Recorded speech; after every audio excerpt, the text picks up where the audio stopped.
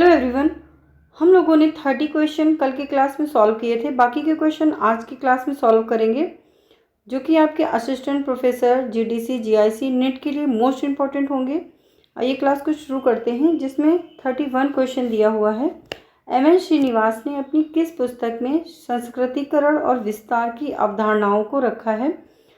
उन्होंने अपनी किस पुस्तक में संस्कृतिकरण विस्तार की व्याख्या की है? Religion and society among the Coorgs of south India में। ये बाकी my Vadodara days, the remembered village, social change in modern India, ये सारी पुस्तकें एम.एन. श्रीनिवास की हैं। नेक्स्ट क्वेश्चन देखेंगे, निम्न में से कौन सा असंभाविता निदर्शन का प्रकार है? असंभाविता यानी नॉन प्रोबेबिलिटी सैम्पलिंग के अंतर्गत आता है। अभ्यांश या कोटा निदर्शन, इसके अंतर्गत और कौन कौन से पार्ट आ जाते हैं? उद्देश्यपूर्ण यानी पर्पजिव सैम्पलिंग, आकस्मिक निदर्शन और जो है स्नोबॉल निदर्शन या स्वयं चयनित निदर्शन, ये सारे नॉन प्रोबेबिलिटी सैम्पलिंग के पार्ट होते हैं। बाकी प्रोबेबिलिटी सैम्पलिंग के अंतर्गत क्या आता है? जो है रैंडम सैम्पलिंग यानी कि दैव निदर्शन। दैव निदर्शन को भी जो है उसके अंतर्गत भी कई पार्ट होते हैं। उस दैव निदर्शन में कई विधियों को प्रयोग करते हैं, जैसे कार्ड, टिकट, नियमित अंकन, अनियमित अंकन प्रणाली, टिपेट प्रणाली, ग्रिड प्रणाली, लॉटरी, ये सारी विधियों का प्रयोग हम जो है उसमें रैंडम सैम्पलिंग में करते हैं।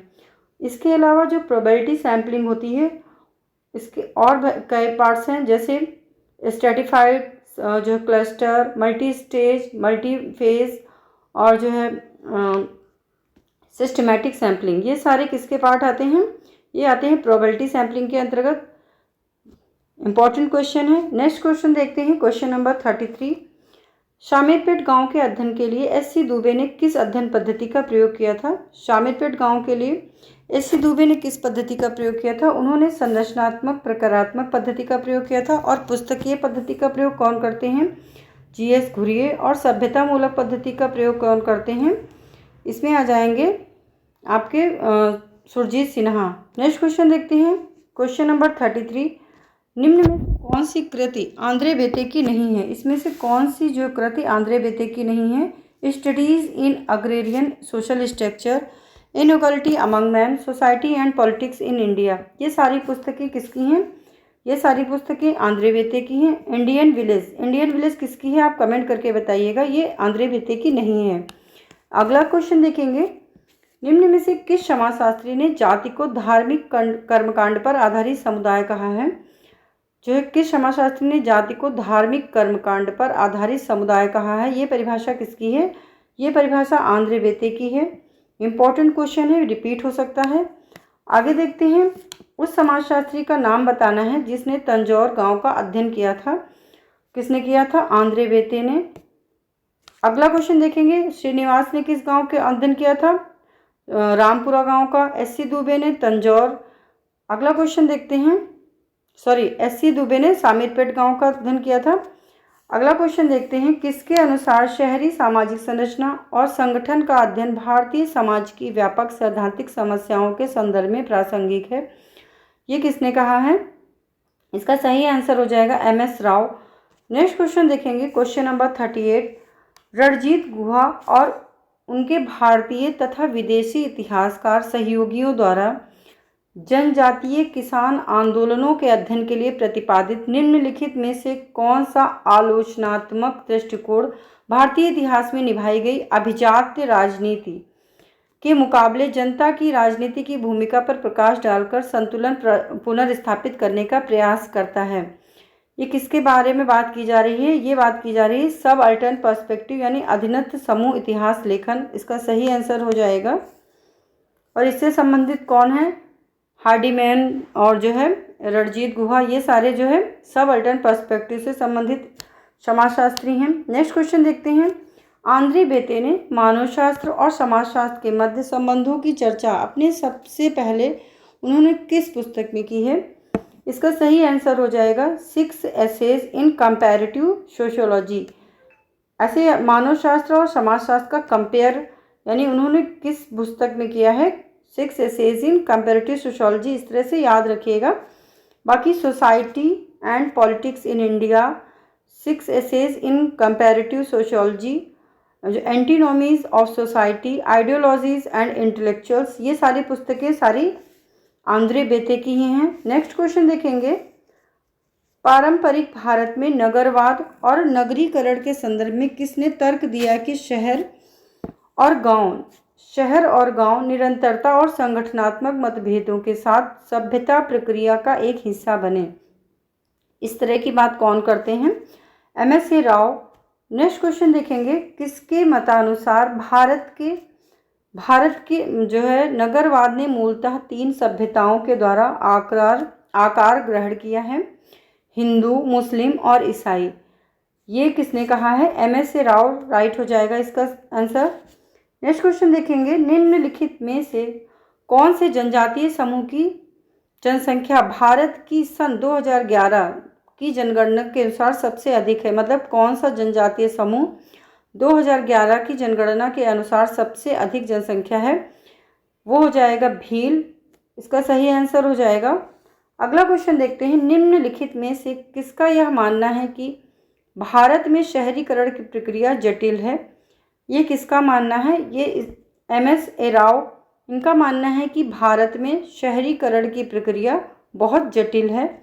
नेक्स्ट क्वेश्चन देखते हैं, किसने भारत के 3 औपनिवेशिक बंदरगाह नगरों की शहरी आकृति विज्ञान का अध्ययन किया है?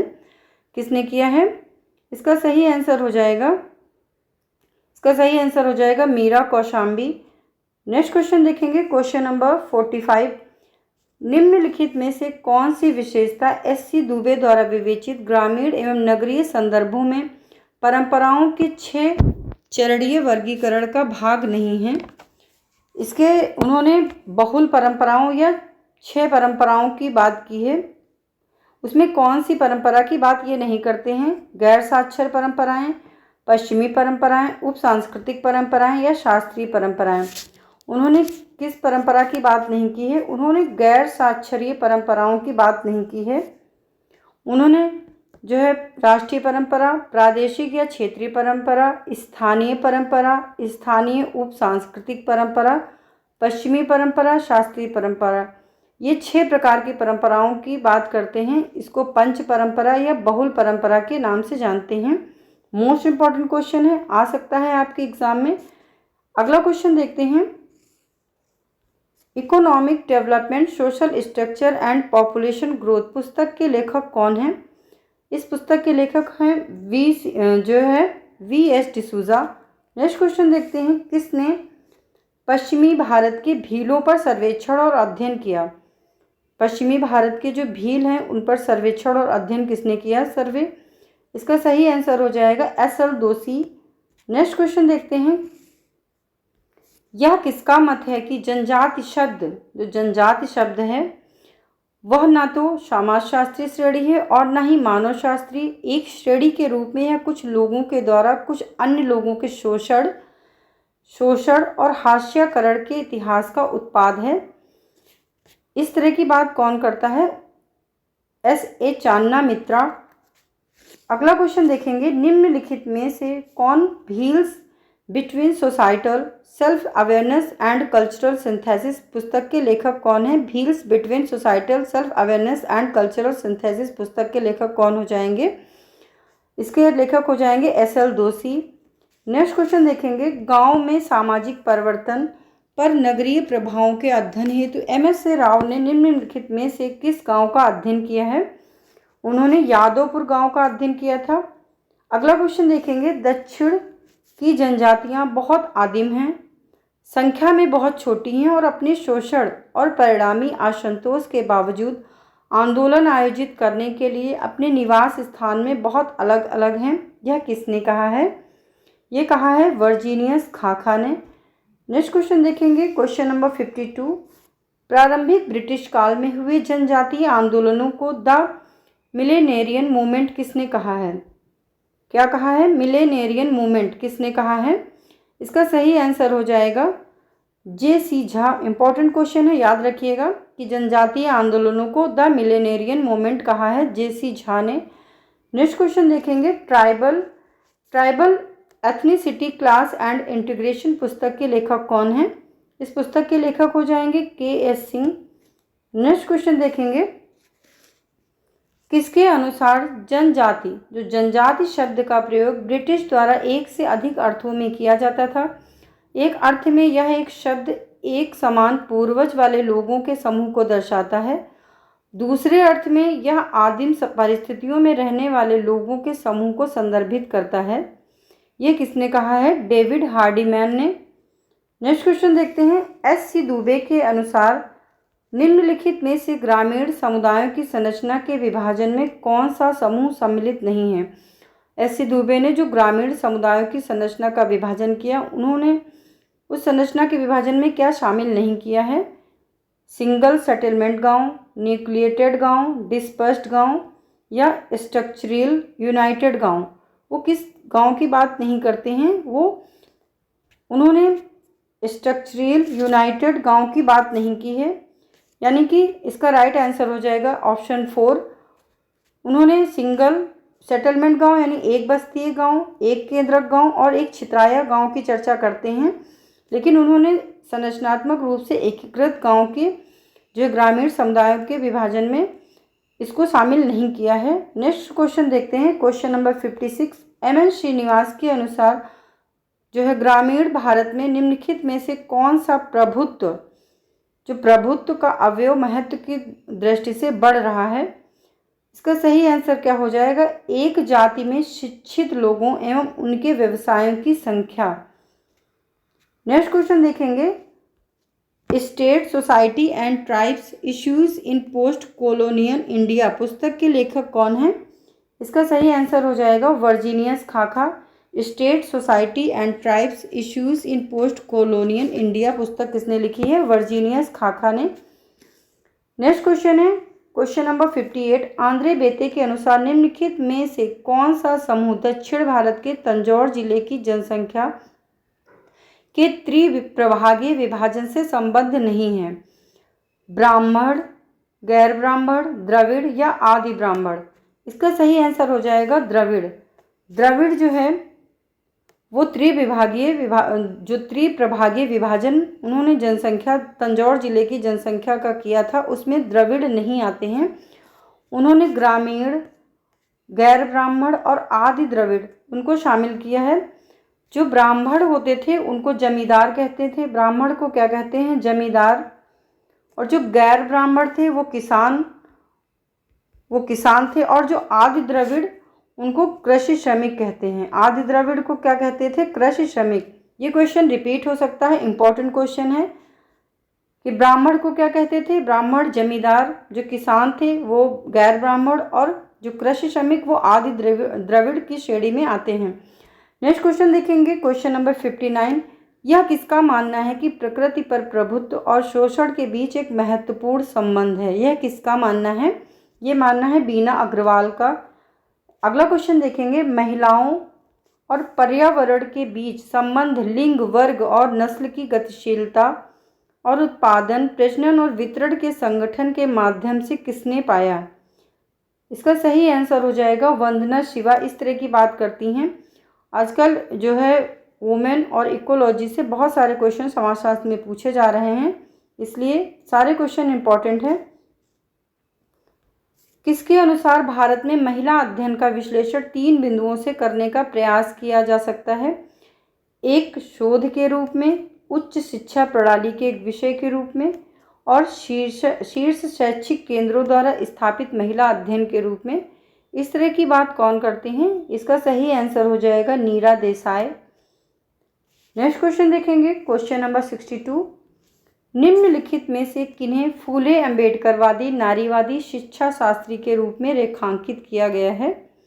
किसे फूलेवादी, अम्बेडकरवादी, नारीवादी शिक्षा शास्त्री के रूप में रेखांकित किया गया है? वो है शर्मिला रेखे।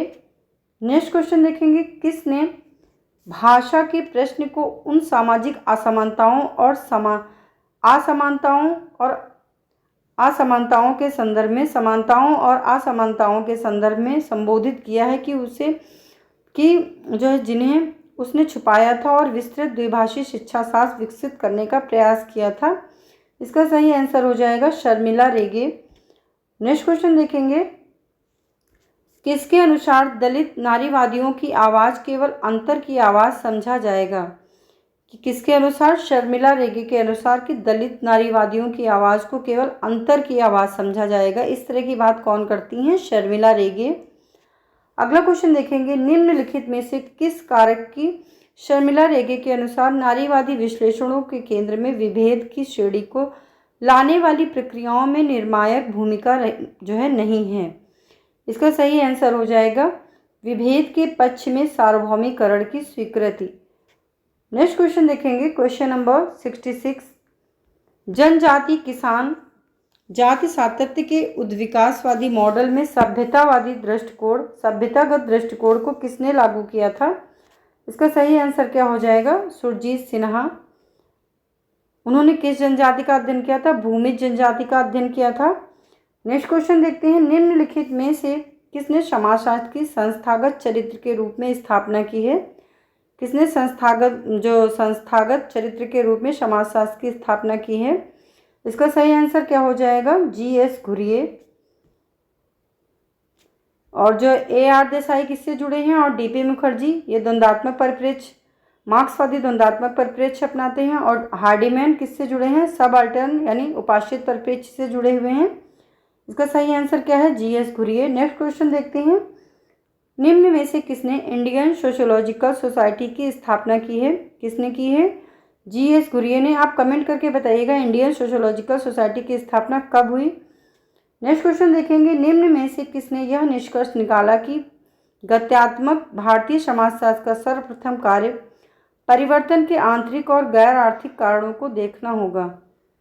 इसका सही आंसर क्या हो जाएगा? डी.पी. मुखर्जी। इम्पोर्टेंट क्वेश्चन है, आ सकता है आपके एग्जाम में पूछा जा सकता है। नेक्स्ट क्वेश्चन है, जेंडर एंड ग्रीन गवर्नेंस। जो gender and green governance the political economy of women presence with in and beyond community forestry पुस्तक के लेखक कौन है? इस पुस्तक के लेखक हैं Bina Agarwal. Thank you everyone. बाकी के क्वेश्चन कल की क्लास में करेंगे।